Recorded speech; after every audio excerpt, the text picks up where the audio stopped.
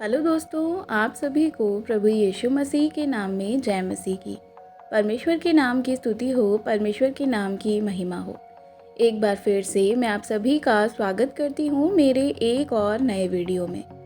दोस्तों, आज का ये वीडियो हर एक मसीही भाई बहन के लिए बहुत ही ज़्यादा खास होने वाला है, क्योंकि आज हम इस वीडियो में सीखने वाले हैं कि क्या प्रार्थना करने का कोई फ़ायदा होता है या प्रार्थना हमारी जो है वह सुनी जाती भी है कि नहीं।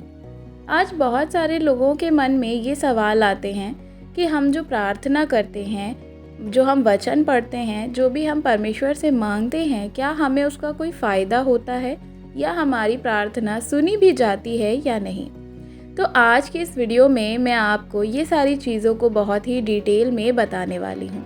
तो मेरी आप सबसे रिक्वेस्ट है कि वीडियो को लास्ट तक ज़रूर सुनिएगा, ताकि आप भी सारी चीज़ों को जान और समझ पाएँ।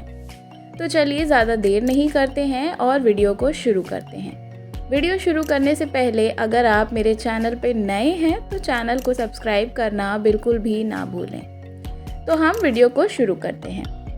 जब हम देखते हैं दानियल की किताब, उसका 10 अध्याय, तो वहाँ पर हम देखते हैं कि दानियल जो है वह 21 दिन की फास्टिंग प्रेयर में था।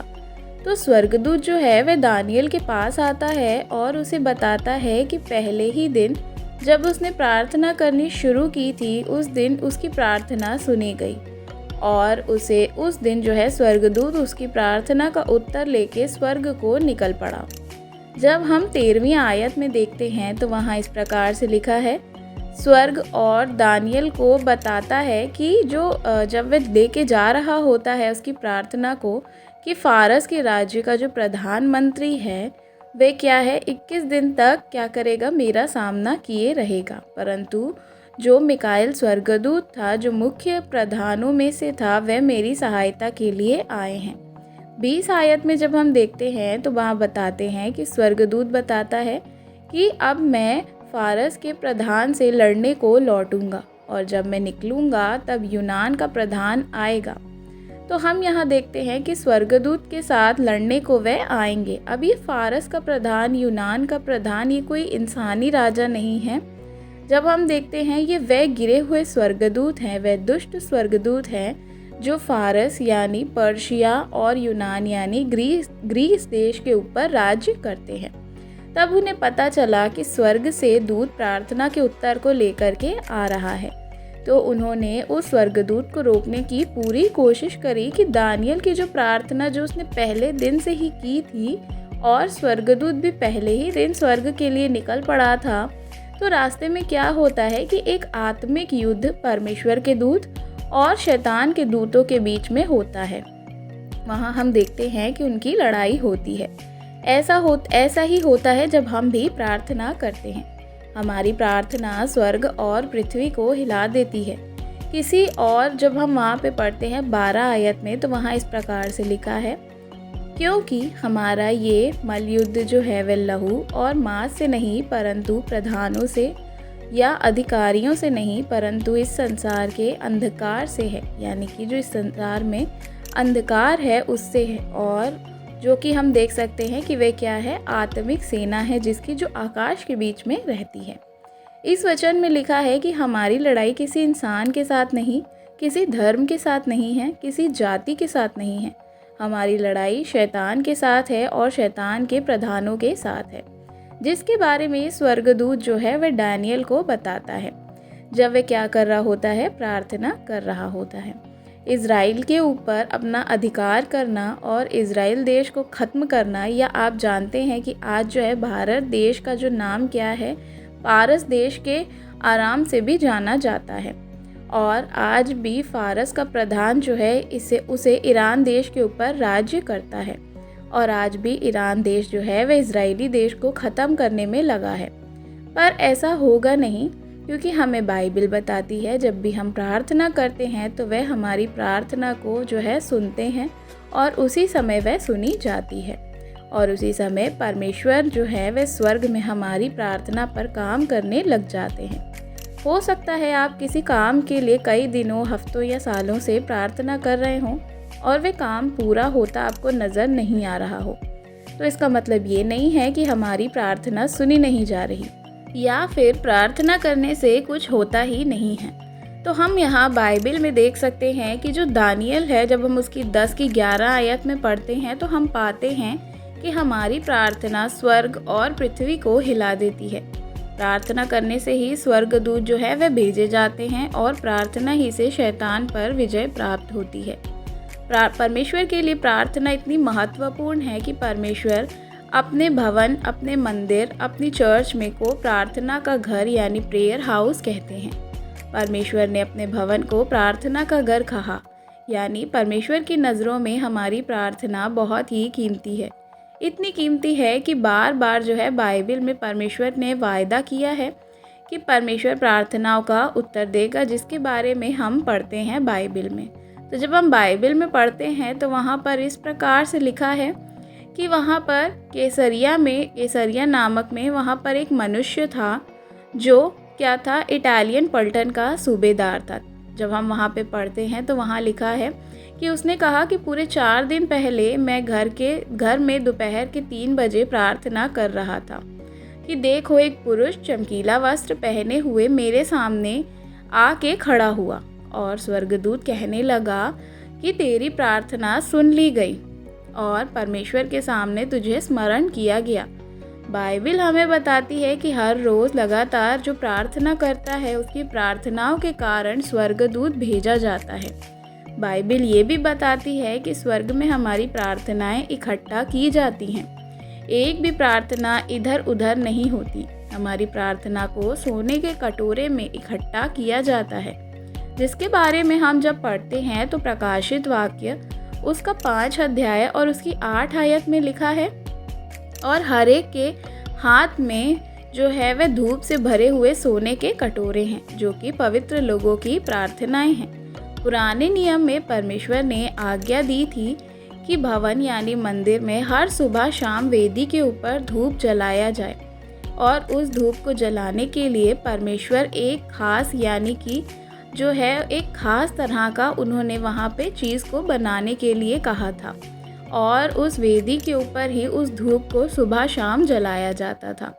अब ये धूप जो है वेदी के ऊपर वे क्या है, परमेश्वर के लोगों की प्रार्थनाओं को दर्शाती है।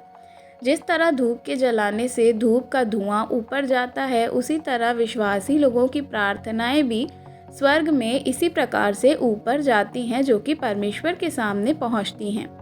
तो हम देखते हैं कि परमेश्वर ने कहा मेरी प्रार्थनाएं तेरे जो है हमारी जो प्रार्थनाएं हैं वह परमेश्वर के सामने सुगंधित धूप के समान है, और मेरा हाथ फैलाना संध्या काल का अन्य बलि है। और प्रकाशित वाक्य 8 अध्याय उसकी 3 आयत में जब हम देखते हैं तो वहाँ इस प्रकार से लिखा है, फिर एक और स्वर्गदूत सोने का धूपदान लिए हुए आया और वेदी के निकट खड़ा हुआ, और उसने बहुत धूप दिया। ये सब पवित्र लोगों की प्रार्थनाएं के साथ सोने की उस वेदी पर जो सिंहासन के सामने है चढ़ाई। जब उस वेदी पर ये स्वर्गदूत जो था चढ़ा रहा था, तो ये वेदी पर नहीं बल्कि स्वर्ग में, यानी कि ये वेदी परमेश्वर के सिंहासन के सामने है। जो वेदी को हम देखते हैं इस धरती पर बनाया गया था, वह वेदी मूसा ने बनाई, और मूसा ने उसे स्वर्ग में जो है देखा। स्वर्ग में देख करके क्या किया, दर्शन को पाया, और फिर मूसा ने वैसा ही किया। इसके बारे में जब हम पढ़ते हैं तो बाइबल हमें बताती है, जब परमेश्वर ने मूसा को मिलाप वाले तंबू बनाने के लिए कहा था, तो परमेश्वर ने मूसा को पूरा नक्शा दिया था, जैसे कि सारी चीज़ें जो मटेरियल इस्तेमाल होना है, जो चीज़ें वहाँ लगनी हैं, जो भी वहाँ कार्य होना है, जिस प्रकार का बनना है, सब परमेश्वर ने उसको बताया था। जब हम इसके बारे में देखते हैं निर्गमन 25 अध्याय के 40 वचन में, तो परमेश्वर ने मूसा से कहा था कि ध्यान रखना कि जैसे मैंने तुझे पहाड़ पर दिखाया था सब वैसे ही बने। असली धूप की वेदी जो है उसको बनानी थी, जहाँ पे प्रार्थनाओं को चढ़ाया जाता है, या आप कह सकते हैं कि वे जो धूप जो चढ़ाते थे वे क्या था, धूप का धुआं। प्रार्थनाएं पवित्र लोगों की थी। जब भी प्रार्थना होगी, जहाँ भी प्रार्थना होगी, वहाँ पर हम स्वर्गदूतों को काम करता देखेंगे। बाइबल में जकरिया नामक एक व्यक्ति था, जिसकी पत्नी जो थी, जिसको कोई भी संतान नहीं थी, लेकिन वे दोनों परमेश्वर के सामने धर्मी और प्रभु की सारी आज्ञाओं पर मानने वाले थे और निर्दोषता से चलने वाले थे। तो उनकी कोई भी संतान नहीं थी, वे दोनों बूढ़े हो चुके थे। तो जब जकरिया जो है वह मंदिर में जाकर के धूप जला रहा था, तो हम पढ़ते हैं जब वहाँ पे लूका की किताब उसके 11 अध्याय में, तो वहाँ पर इस प्रकार से लिखा हुआ है कि प्रभु का एक स्वर्गदूत वेदी की दाहिनी ओर खड़ा हुआ और दिखाई दिया। परंतु क्या हुआ कि उसने क्या कहा उनसे कि क्योंकि तेरी प्रार्थनाएं सुन ली गई हैं और तेरी पत्नी तेरे लिए क्या करेगी, एक पुत्र को जन्म देगी और उसका नाम यूहन्ना रखना। तो यहाँ पर हम देखते हैं कि जकरिया की कोई भी संतान नहीं थी और वे दोनों बूढ़े हो चुके थे। तो वे क्या हुआ, परमेश्वर में लेकिन विश्वास में बने थे, परमेश्वर के कामों को करते थे और उनको उनकी प्रार्थनाओं का उत्तर मिला। उनकी प्रार्थनाओं के कारण स्वर्गदूत ने स्वर्ग से उनको आशीष लेकर के आया और उनके विश्वास के कारण वह क्या हुआ, उनको वो आशीष को मिला। आप देख सकते हैं यहाँ पर कि स्वर्गलोक कैसा दिखता है। जब हम देखते हैं कि बाइबल हमें बताती है कि एक बात को हमेशा याद रखना है कि हम प्रार्थना सिर्फ परमेश्वर से करते हैं, स्वर्ग से नहीं। जब हम परमेश्वर से प्रार्थना करते हैं तभी स्वर्गदूत हमारी प्रार्थनाओं को पूरा करने के लिए काम पर लग जाते हैं। मैं आपको बताना चाहूँगी कि यही वो दीवार है जो हमें प्रार्थना के द्वारा गिरानी है, जो क्या है कि शैतान बीच में ला करके रुकावटों को लाता है। जैसे कि हमने वीडियो की स्टार्टिंग में सुना, जिस प्रकार से दानियल प्रार्थना कर रहा था और क्या हुआ कि दुष्ट आत्माओं ने भी उसको रोकने की पूरी कोशिश करी थी। तो हम देख सकते हैं कि यीशु मसीह के दूसरे आगमन के बारे में भी कुछ और गहरी बातें हैं जो मैं आपसे शेयर करना चाहूँगी, जो आपने कभी भी नहीं सुनी। दानियल जो है एक प्रार्थना करने वाला व्यक्ति था और बाइबल बताती है कि जब वह शेरों की मान में डाल दिया गया तब परमेश्वर ने अपने स्वर्गदूत को भेजा था और क्या हुआ कि वह बच गए थे। आपका हो सकता है परिवार जो है वह विश्वासी ना हो, आपका पति या पत्नी, आपके दोस्त, रिश्तेदार कोई भी मसीही में ना हो, तो उनके लिए रोज़ प्रार्थना करिए। अपनी सुरक्षा के लिए, दूसरों की सुरक्षा के लिए क्या करें, प्रार्थना करें। देश, शहर, नगरों के लिए प्रार्थना करें। प्रार्थना करना बंद ना करें।